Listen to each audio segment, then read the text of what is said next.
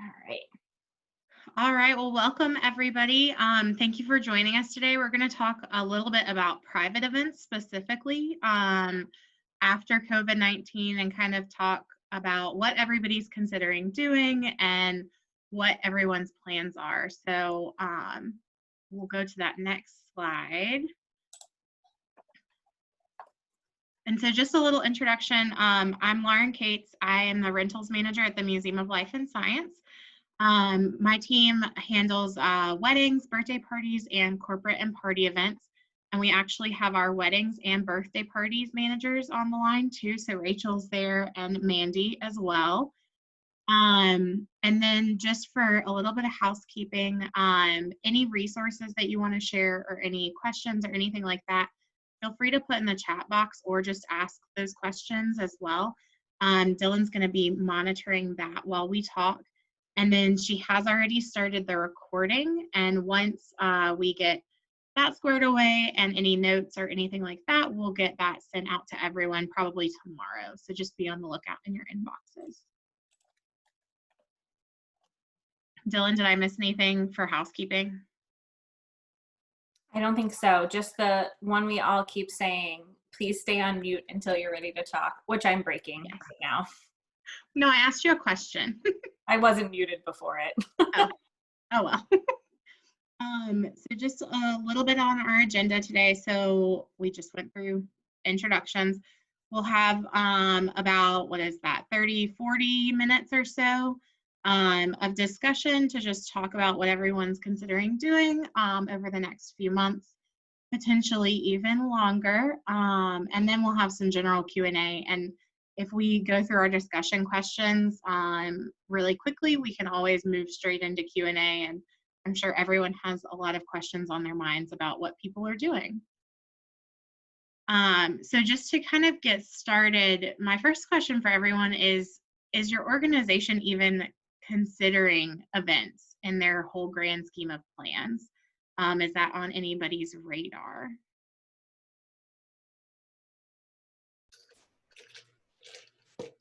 Hi, everyone. Myra from the Nasher.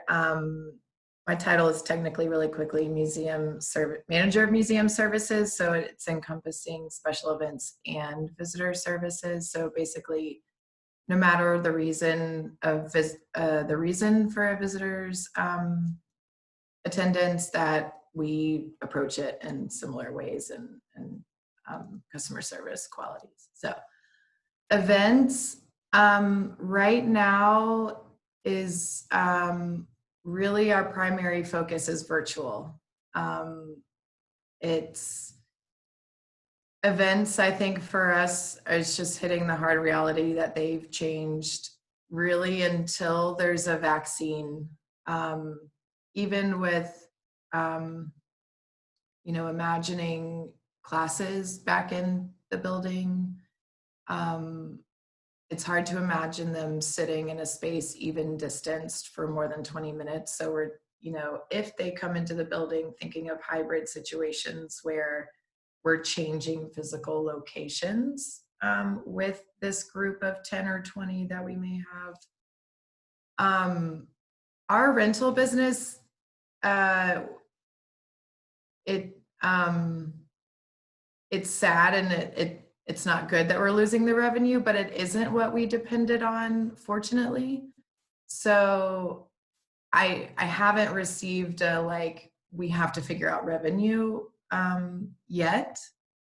I do imagine it'll come in the fall, but right now it's what can we focus our energy towards, like logistics and producing and organizing virtually and just building content, whether it's in our museum space or something recorded somehow. And then really prominent in our focus right now is getting staff back into the building, and we're actually treating that like an event. So we're thinking about it from the perspective of, we have an audience, that's our staff. They have expectations of their experience. They have perception of what their experience used to be, and how can we organize and coordinate communication so that they're best prepared for what that physical difference will be like. Rotating schedules is something we're talking about. So like, you know, one person alternating some days in the building, some days working from home, and then different units being on different rotation schedules of that, if that makes sense. So that's where we're at. Myra, when you talk about bringing everyone back on site, can you tell us approximately how many team members you guys have and are factoring into those things? Sure. We have about 30 to 35 people a day who physically would normally be working in the building, between housekeeping, front desk, security, education, and then administrative offices. And that's separate from the cafe. It's like, I don't know when our cafe is going to open again. Because when we open for public at 25% capacity, that'll be our first phase of public opening. It's just not worth their business, probably not until we're 50%. So that's, we haven't even started discussing that. That's just like my projections. So yeah, about 35 people. And, you know, when we had tours, that would increase with the number of gallery guides we would have. So probably we'll work on figuring out some sort of essential tier system of bringing back maybe 10 at a time. Or if that rotating schedule can be no more than 10 or 12 people in a pattern, if that makes sense. We'll see. This is Andrea Jones at the Friends of the North Carolina Museum of Natural Sciences. So we've made some pretty drastic changes to events. So for those of you that aren't aware, we are free admission. And so the revenue centers, we are actually under a considerable amount of pressure to get those back up and running. So rental events, we moved to using Zoom for client consultations so that we can continue those meetings with the caterer and with our team. Mostly focusing on reservations in 2021, but I think there are some kind of later in the year. We're kind of waiting to see what the group restrictions are before reaching out to people, but we are starting to get questions from clients about October events. And of course, we don't have an answer to that yet. As far as our other events, you know, those conversations are still ongoing. We went completely virtual when this happened and are still moving forward with that model. We're expecting to potentially be able to open our doors for visitation as early as July 1. But I don't know, you know, again, that's up to the governor. So I have heard from our education staff that all of their classroom focused programming will be virtual through the end of the year. Our member events, we're not planning any in-person experiences until maybe late fall, you know, looking to see how things go. And those would be small, predominantly outdoor experiences if we do move that direction with, you know, 10 to 20 people. And then our larger events, we did have to cancel one of our large adult night events. That's a major revenue center for us and feeds into one of our membership levels directly. And we did a virtual one a couple of weeks ago that was well received. It was free as an experiment. And so we're working on that model and bringing it back virtually more frequently, maybe on a monthly basis. But our next big thing that was scheduled was our annual beer sampling event, which is our annual fundraising event. And we are working on a virtual model for that. And Bugfest, our largest signature event, which is in September, again, virtual model for that. So we aren't really looking, at least right now, at any kind of meaningful in-person event presence until fall, but we are being asked to reevaluate it repeatedly because it does feed into revenue. And also just as an aside for revenue, our cafe did open last week for pickup only, and we now have an online store, and that is now open. So that's kind of where we are with those other revenue centers. Memberships continue to come in, fortunately, so that's still keeping us afloat. But we lost about 90% of our operating budget for the nonprofit through this situation. So, a lot of pressure, at least at our place, to kind of move back into revenue generation. Curious about, can I ask you how you all are you going to be still asking for payments for that beer event virtually? If you could talk about that for a second. Yeah, that was actually one of the things I was hoping there would be ideas on here. So we do have a registration system that we've used for all of our ticketing, which is tied to our donor database. We use AllTrue for that. But it has occurred to me that there would be no way to prevent someone from buying one ticket and sharing the join information for a Zoom program, for instance, with 20 of their friends. So right now we're still planning on using our existing system, but those conversations are starting. So we did one for free in May. We're going to do one in July and start with a suggested donation ticketing tier. We saw one we really liked, and I can dig it up for you, where it was, the ticket is free, but a $5 donation, a $10 donation. So the ticket types had donation levels next to them where someone could select what they wanted to donate, and there was still a free option. So we're going to try that for July and see how it goes. But the ticket price for the beer event, we are trying to go with some kind of beer kit, sampling kit that you would purchase. So there would be a hard cost associated with that ticket. And we're hoping that that helps with some of the revenue. We'll just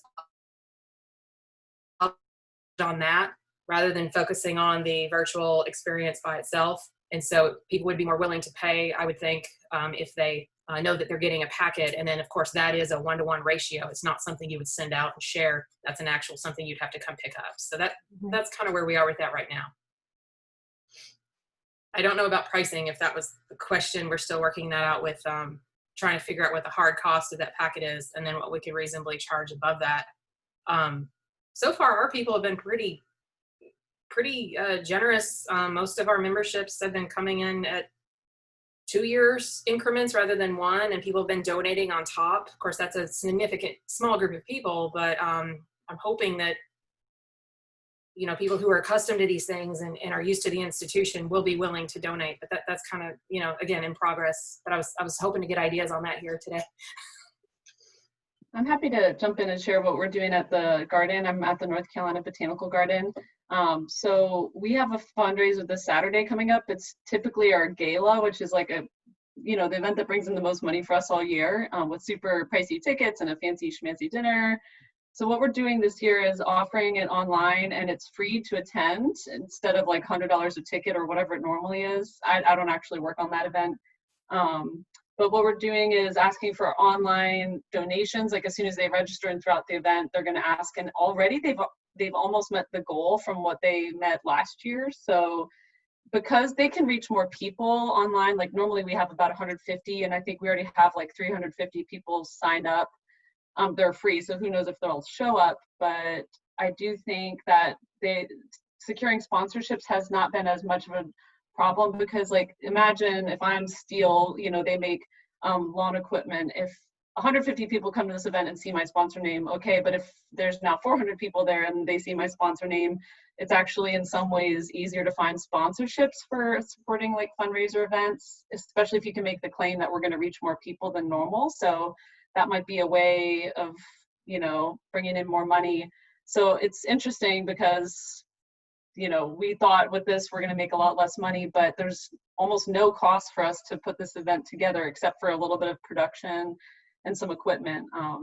So the costs are a lot lower because we're not hiring a band and we don't have a caterer and doing all of that. So I guess we'll see how it goes, and y'all can sign up if you want to see and peep in. It's on Saturday.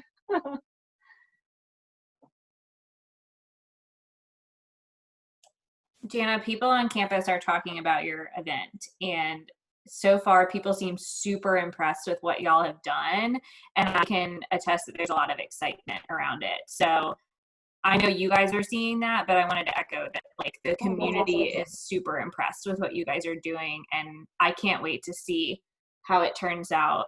And in turn, I'm sure I'll be asked to produce something similar. So I'm hoping your team comes up with a good guide for it. But that's really exciting. Yeah, so we'll see how it goes. In terms of how to make money bringing in like revenue for rentals, we have no idea how to do that right now. So if anyone has thoughts on, I mean, we do have some outdoor spaces, so we're kind of booking those for the fall for weddings, but don't know about indoor meetings at this point. So we've canceled everything through June, and we're waiting on more guidance from the university to see if we can meet in July and August, even like 10 people in a room, but we don't know. So if anyone has thoughts on how to do rental revenue during this time, I'd love to hear that too.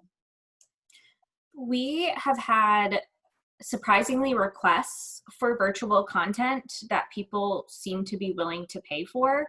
So I'm happy to talk about what we think we're going to do, and then elaborate on a sort of follow up and tell you, okay, we executed this and here's how it went. So we do what I sort of generally call sort of like team building type of events. They follow the same basic timeline for most of the groups. You come in, you have a cocktail hour, and then they either go do a tour or they'll do some sort of like networking activity with someone from our education team.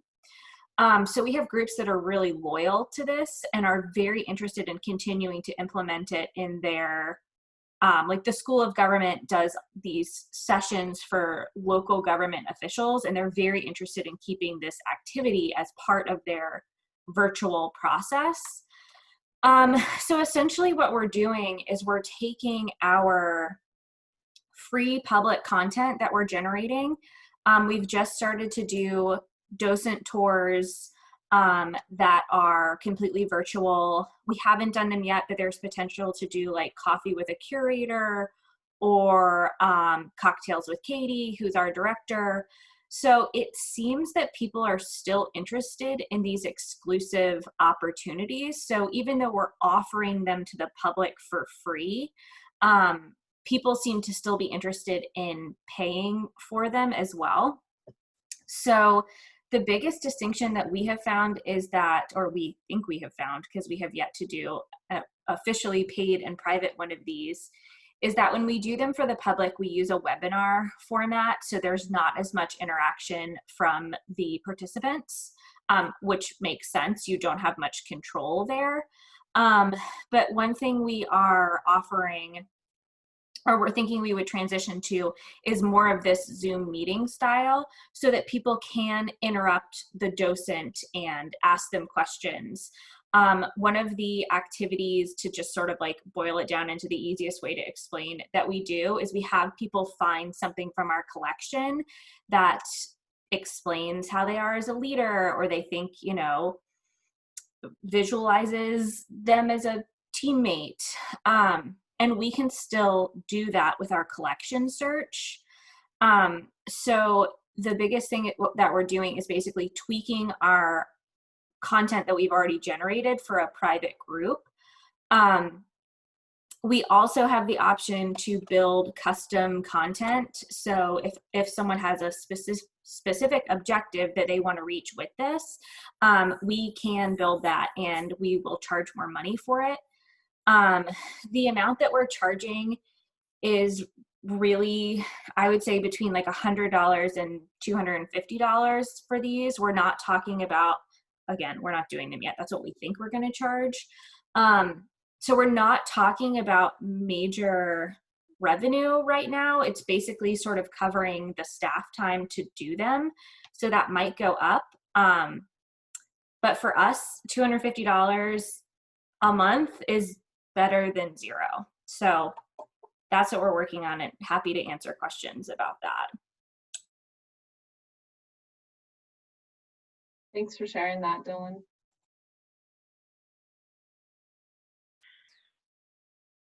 So I can share what we are proposing at the museum for private events.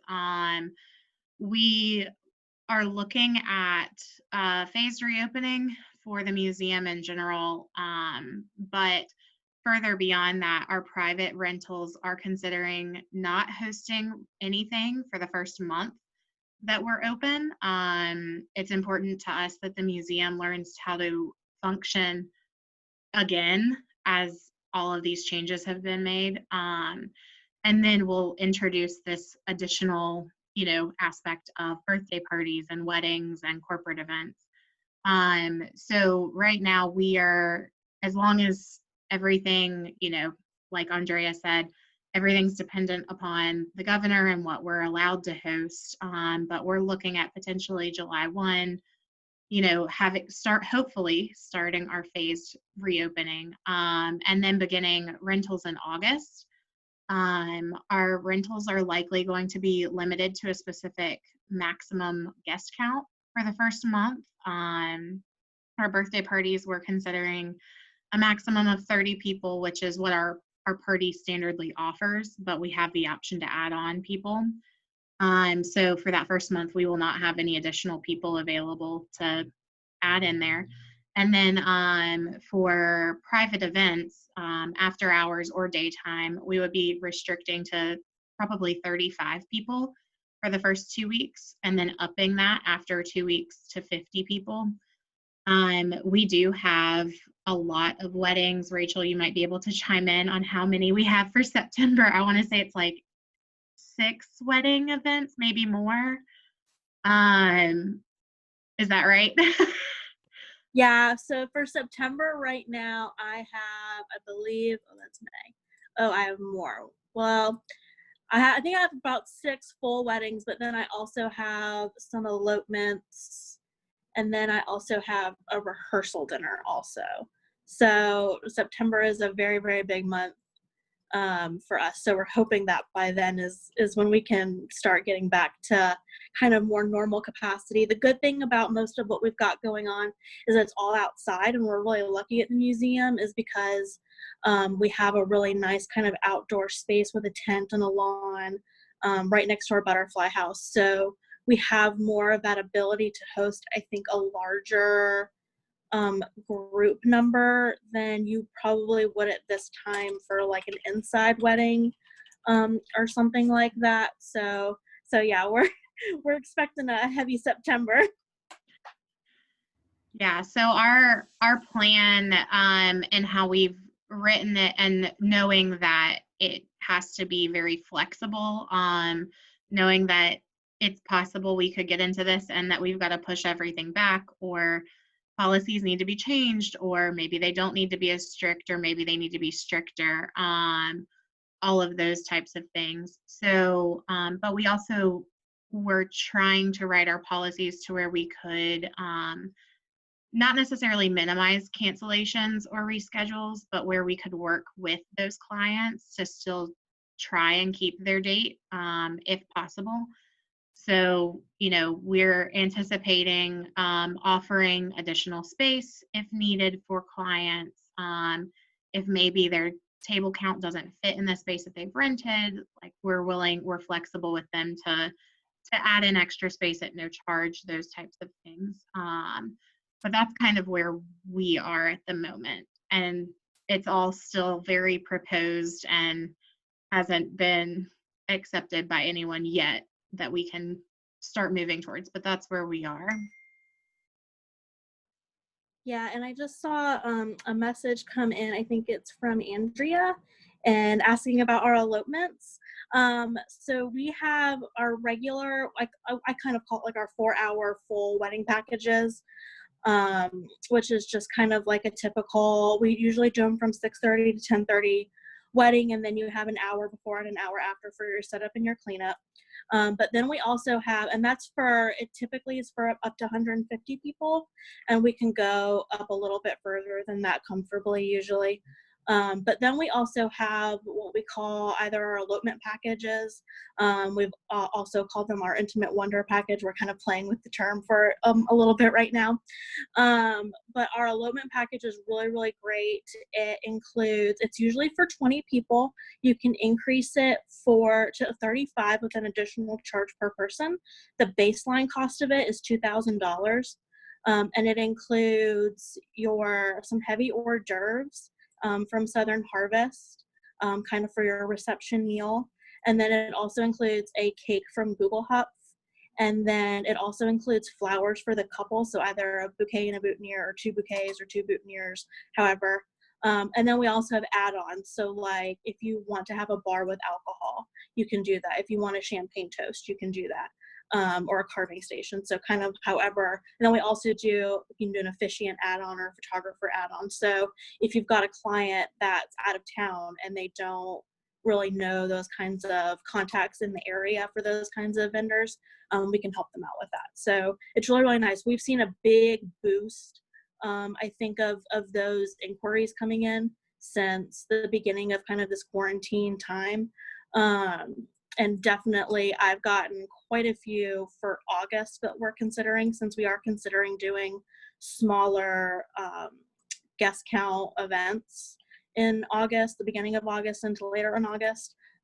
So we have gotten quite a few inquiries for those kinds of elopement style events, which has been very, very nice for us. It's a way for us to get just a little bit of extra revenue in places that we wouldn't get it. And we typically don't sell our elopement packages on Saturdays during our busy seasons. We do them typically on Fridays or Sundays. I also do them oftentimes on Mondays for like Memorial Day weekends or stuff like that, where you have a 3-day weekend. So it's a really nice package that I think a lot of people get excited about, especially if they're not having a high guest count, and they can just kind of use this package for that. So yeah. I hope that helps.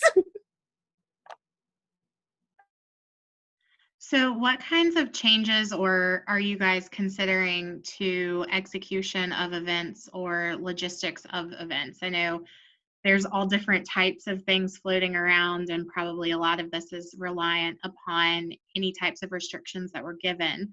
But what are some ways that you guys are considering changing or updating your policies for that? So this is Em from the museum. Hi, Lauren. The Museum of Life and Science. I'm the manager for our fundraising events. I'm sorry if you hear a lot of notifications. I can't figure out how to turn it off. But we're working right now on a pathway plan, moving, like, basically our after hours events. We have, a lot of vendors that come in, and people can move throughout campus, throughout the buildings as they want to. But to have a pathway would be nice, and to consider having different zones. So folks could go into the main building, but we'd have rangers outside, limiting the amount of people that come in, come out.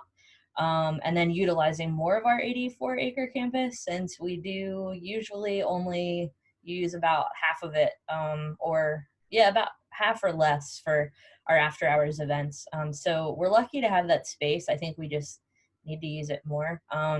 We are gonna, of course, follow whatever the museum does come up with, the exhibits team, as far as social distance spacing. If we require guests to have masks, which I know we're gonna require our staff, but we're not so sure about requiring guests, but we would like to make them available for sure.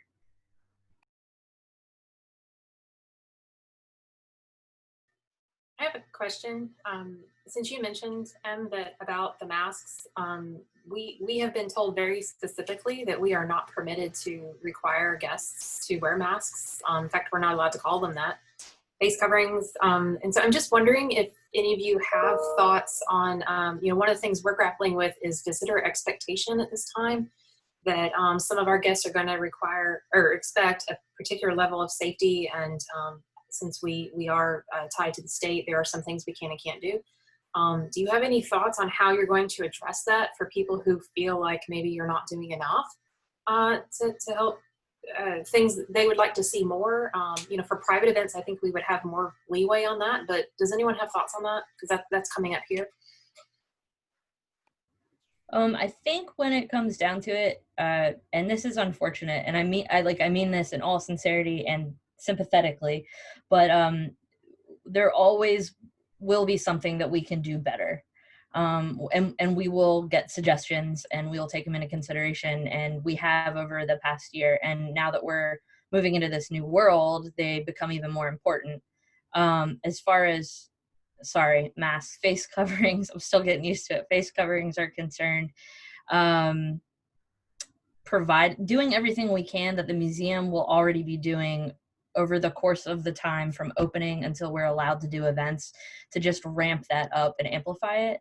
And then also, I forget who said it earlier. I don't know if it was Andrea or Myra, but the communication before events to participants, reminding them and explaining that, you know, this event isn't going to be the event that you know, have been to before, and it might you'll have to be lenient on expectations, and just opening up that line of communication beforehand and hearing their concerns so that we can do the best we can. We began sending out a quarterly newsletter to our after hours audience to, first of all, remind them that we care about them, we miss them, and to keep them in the loop with the museum in general. But we threw a survey in there to, you know, allow them to provide feedback, and we've gotten some great feedback about upcoming events. So with the next one, I believe what we're going to do is ask, well, what can you recommend some measures for us that would make you feel most comfortable, like on this list? I believe we already did that. We added that to one of them, and one of the questions, you know, was, of these things, what would make you feel most comfortable coming back to the museum? You know, you can select as many as you want. And of course, there's always I won't feel comfortable coming back until there's a vaccine, which is understandable. But the majority was just taking all safety precautions. So like, opening that communication between your visitors beforehand, I think, is like incredibly important.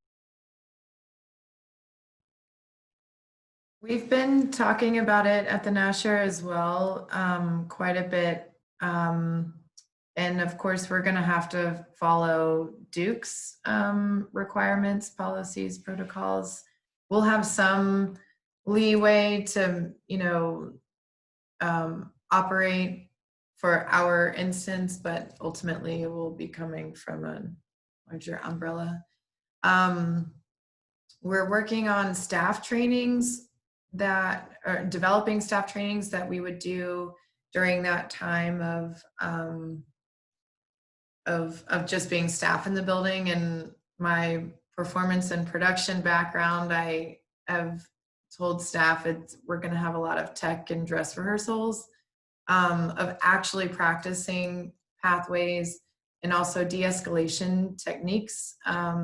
There's a couple trainings that myself and our security manager are going to be going through in the next few weeks. And so I think by the time we're open to the public, we may be in a space where we don't require them of public, but I imagine we will for staff. Interestingly enough, Duke at the moment is not requiring us to have the plexi screens at our front desk. And I imagine our visitor services staff, I imagine I'll be deploying them to entrances to be greeters in a way, and like shifting the customer service, you know, keeping one behind the desk for the phone, but shifting to entrances and like street team vibe of interacting, because likely we'll also work to be free admission in those first few months that we're open to the public. Somewhat from a practical point of view of not having to exchange and have a touchless and admission as much as possible. But yeah, with this, I gotta say, face coverings is new to me more than face mask. I would love to hear someone talk about it. Unless someone else wants to jump in about the other question. I'm sorry, I did the face coverings. We received a list of, again, you know, it's part of being managed specifically by the state. We received a list of vocab do's and don'ts, and that are consistent with, I guess, the way the governor would like to communicate about the crisis. And so we can't call them masks. It was cloth face coverings. We can't say that we're closed or that we're reopening. We have to say, oh yeah, we have to say that we are resuming public operations, and easing facility restrictions. Those are the talking points. And so, and I'm sure there'll be more to come.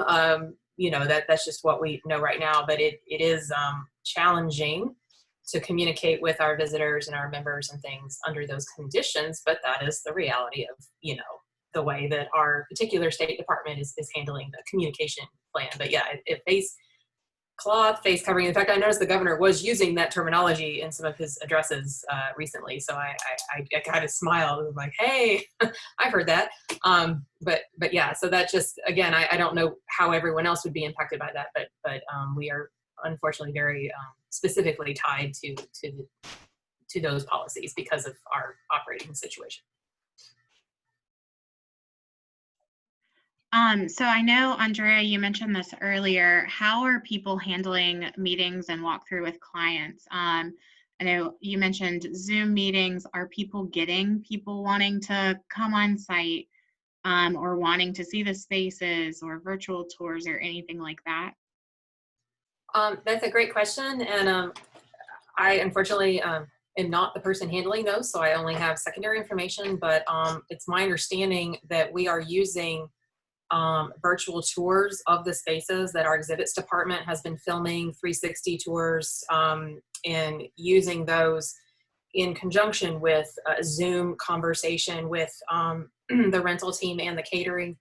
Our caterer, we have an exclusive caterer who actually handles all of the other planning logistics with the client, like flowers and everything else. So they're having those meetings via Zoom after and being able to call up those tours and pull it up on the screen and kind of show. But I haven't heard of anyone clamoring for those on-site visits recently. Everyone kind of understands that we're not allowed in the building, and so they can't be. But I'm sure as restrictions ease, we'll get more requests for that. And I haven't heard that we wouldn't be doing that. You know, as long as we're allowing guests into the building, I would assume that the expectation would be that our staff would be there to meet with people, you know, once that's been deemed safe. But the tour is really nice because it was originally, we need to put up some, you know, virtual tours of our spaces. People take a tour, and very quickly they made that connection that could be used in conjunction and talking with a client. And I've actually heard that the response on that has been very positive because one thing, as you know, that clients always struggle with is scheduling those visits, coming downtown, paying to park, you know, time that's involved with that. And so now they can get them and whatever family members they want to be part of that conversation. And you can get everyone together relatively easily right now. So far we've gotten great feedback on that, and we'll continue to offer it as an option once we resume in-person operations. That will be one of our new toolkit options, which I think is a good thing.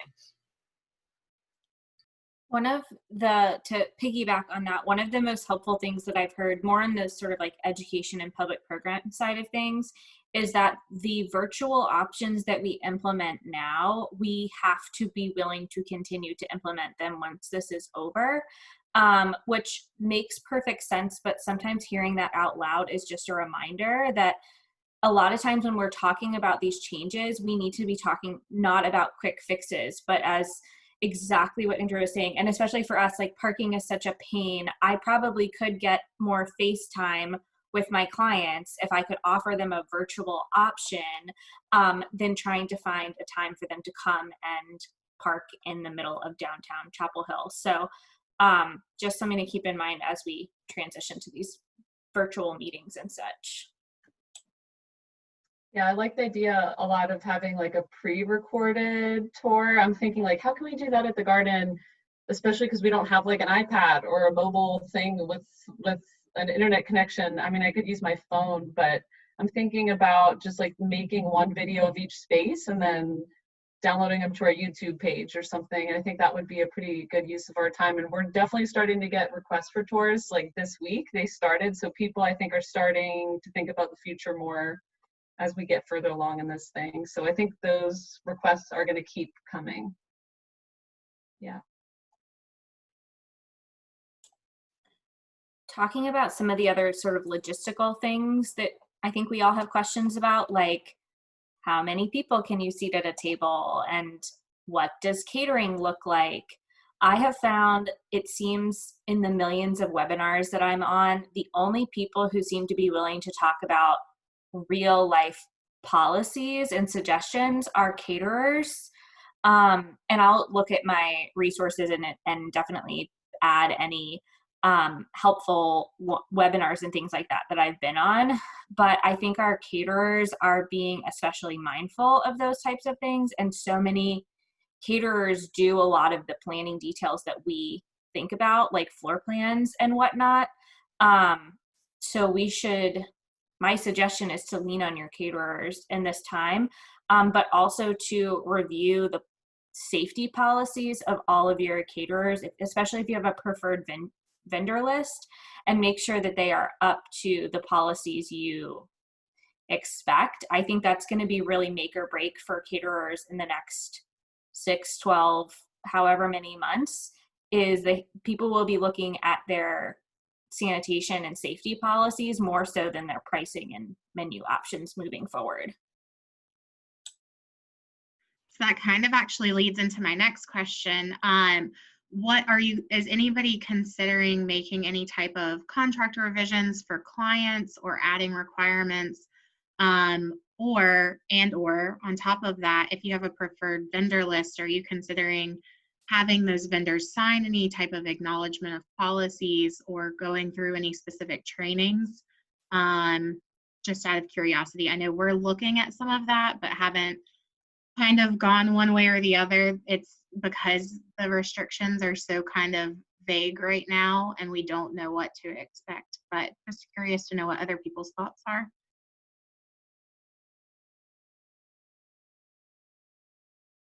We're thinking about it. We don't have anything done, but I'm thinking like a 1-page addendum to the contract so we don't have to redo the whole thing, because I don't necessarily know I think it's just things that people are gonna have to take extra precautions. And yeah, seating and all that we're gonna have to figure out. But I think for both like our contract with rentals and our contract with caterers, we're gonna have like a 1-page, like extra safety precautions that they agree to. But nothing made yet. So if someone has one, I'd love to see it. We're in a kind of similar place. We're going to be redoing for sure. Essentially, hopefully keeping it to 1 page per phase, and not even starting that until we get into 50%. Capacity before. I think group tours we probably won't do in person until 2021 at this point. It's not official out from education, but maybe late fall, because Duke is, I think, moving in a similar direction as UNC, where by Thanksgiving all students are back home. I think that's part of we might as well just not do it until 2021, because all of the energy and effort to create this new model and then to only do it for like 2 weeks is like, might as well put that effort into really making like January, February really strong. So yeah, that's where it's almost like still too early. Like for us, the dust is still nowhere near having settled.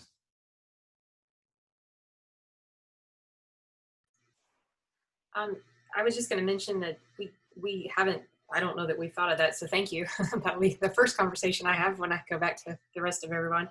But we had a couple of large events that were planned right as this hit, and so we kind of were already starting to make changes to try to hold on until, of course, they sent us all home to those events. And one that we made that was pretty quick, and that was in conjunction with the caterers, that they rely on a lot of display stations and places where guests can serve themselves. We pulled all of that out. So it did increase the labor costs, but they were willing to eat those, so to speak, so to try to hold on to the revenue of the rental itself.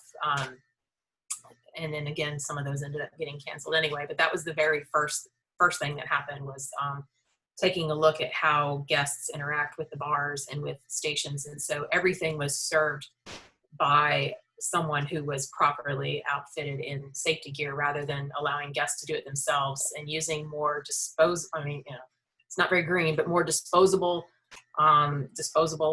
utensils and things like that, so that people aren't touching the same serving utensil. Those things came very quickly. I'm interested to about your question as the preferred vendor list. How deep do you think you need to go into your vendors? You know, are you talking, does the DJ need to wear a mask? Is it just people who are going to be coming into very direct contact with guests? What's your thinking on that currently? Yeah, so I've had really deep conversations with my boss about this, and everything kind of goes back to what is our responsibility as the venue, as the organization.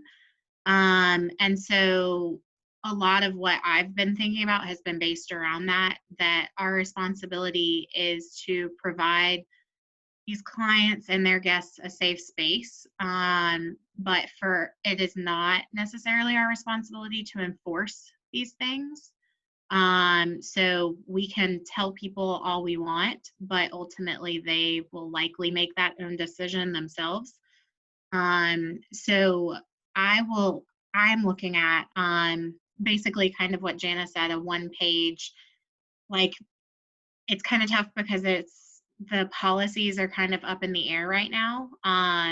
Like organizationally, we need to figure out if we're going to require our vendors to wear masks or face coverings, or if we're going to require, right now, our employees are required to take their temperature before going on site and allowing us to know if it is acceptable or not. We don't need the temperature, but are we going to require that of our vendors? And ultimately, for us, we have an exclusive vendor list, and then we have a recommended vendor list. And our exclusive vendors are strictly catering, bartending, and rentals.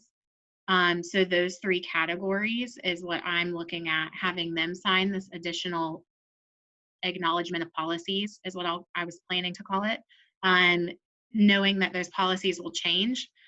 So basically, it's very vague. I showed it to Rachel this morning, and it's like, we agree to abide by North Carolina government orders, like those types of things, just so that we have a little bit of a leg to stand on, and giving that comfort to our clients that we have in writing and a signature that our caterers are agreeing to this, because ultimately, at the Museum of Life and Science, we receive a 7.5% site surcharge from food and beverage sales to the caterer. So we get a little bit of money from them. And the same thing with our rental companies. So we receive a 15% surcharge on that, because we are housing those rentals, we are coordinating those rentals, and in a way, those rentals are part of the museum for that weekend. So we're looking at the vendors that we're requiring people to select from to sign these acknowledgement of policies, but we probably will not require that of their other vendors, because it's the client's choice, and that's their selection that they have to make. If that kind of answers it.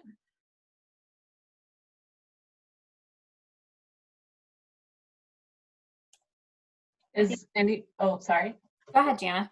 I was going to ask if anyone's putting in wording that's like saying all of this is your choice, and if there's anything that happens, it's on you. Just wondering, like, if there's a headline like outbreak at whatever your venue is, are we putting it back on the client, or what are people doing?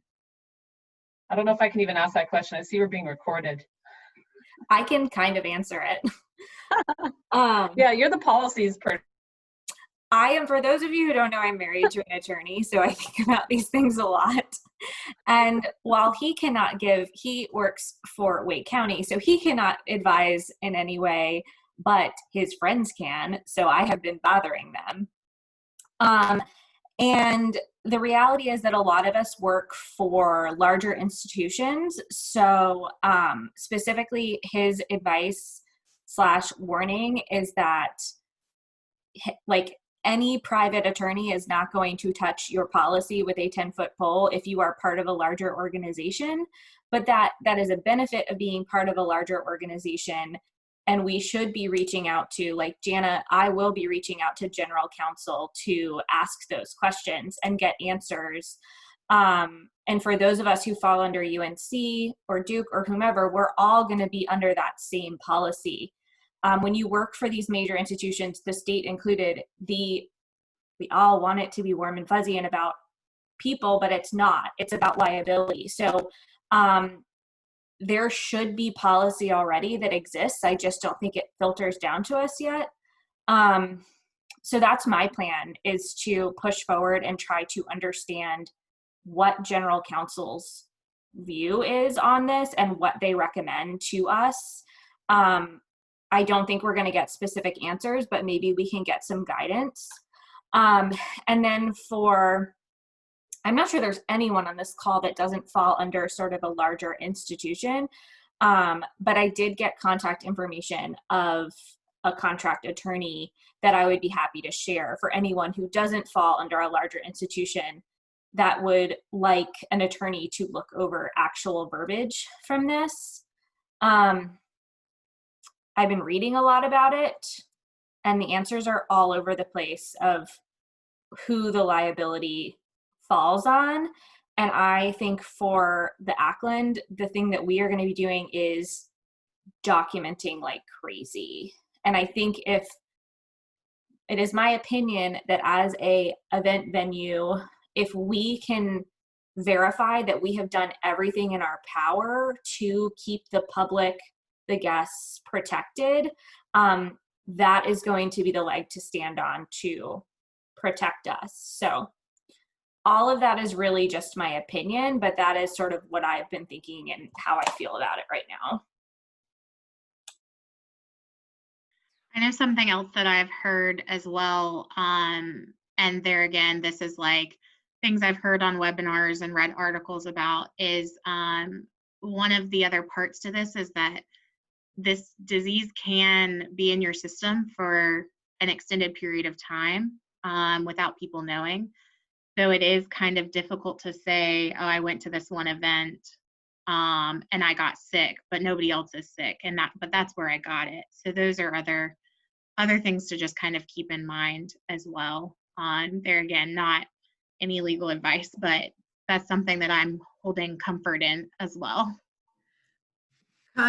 Along those lines, are any of your organizations talking about some sort of contact information gathering at entrances or, at the start of events, so that in contact tracing efforts, people might be able to not necessarily pinpoint, but just inform of, cases that are known?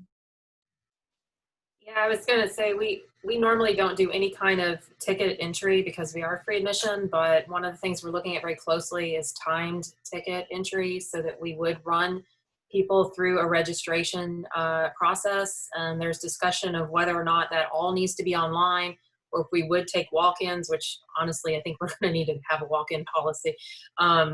And that at the walk-in, they were looking for name, email address, and at least zip code, at least some kind of way to identify where these people are coming from, with the idea of having it available for contract tracers if necessary, rather than just general demographics, which would love to have because we've never been able to collect that. Also, with some of our programming that's free, that we wouldn't necessarily have registered people for in the past, we've been focusing on registering, so we do know who's invested in the museum. So as we kind of move to those hybrid models where people are going to start coming in the building, registration's more of a priority than it has been on those experiences. We used to have a lot of programs where you could just walk in on the day and do whatever, and looking at making those registered as well, which you could do when you arrive, obviously through the box office. But yeah, we've never had to do that, and which is why it's taking us so long to come up with a plan. But we do need to have some way to point at who has been in the buildings. So I know we kind of jumped through and had some Q&A all throughout, but I do want to be respectful of everyone's time. So we've got about 3 more minutes left. Does anyone have any last minute? We probably have time for one more last minute question. And just know that we are planning to host another session on public programming and larger public events too. So I think that'll be a great space for us to all talk about those as well.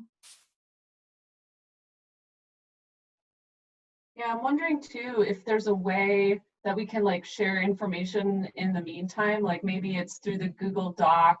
I don't know. I'm just wondering if there's a way that we can post like things that have been helpful for us, or as we create things in our institutions, like posting what we've created. Like we're pretty far along in a reopening plan for the garden and like staff guidance. So I'm just wondering if there's a way to collect all this in a place, and if anyone has thoughts on that.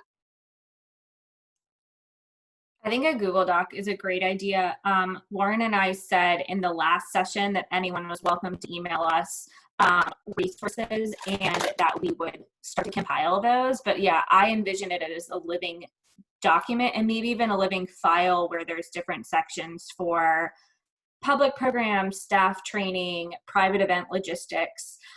So we will I'm happy to take on getting that started. And in the meantime, if you guys want to email us anything you think should be included in that, we will get that started and then send a link out. I know for me, I showed Lauren this yesterday. I have a really unhealthy web browser that has about 75 tabs open that are all things I'm planning on reading because it's the only thing that keeps me calm right now.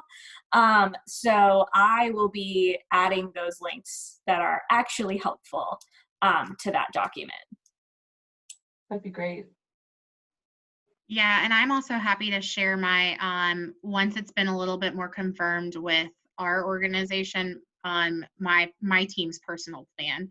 I wrote out a document because we needed to figure out more specifically what we were going to do and how we were going to handle things because we have clients asking us now for the fall. So once we have that a little bit more firm, I'm happy to share that with everyone as well. Yeah, it might be good to designate like internal communications and external, so that way we're careful not to be like, oh, well, this is what they did over here. So we know some of these things, like let's keep, these are not finalized or not public. Yeah. Awesome. Well, I think it is 2:30. So Dylan and I will hang around for a little bit if anybody has any extra questions they want to ask. But otherwise, be on the lookout for the invitation for the public programming one. And hopefully we'll get that set up for next week. Well, thanks, ladies. Bye, guys. Bye. See you.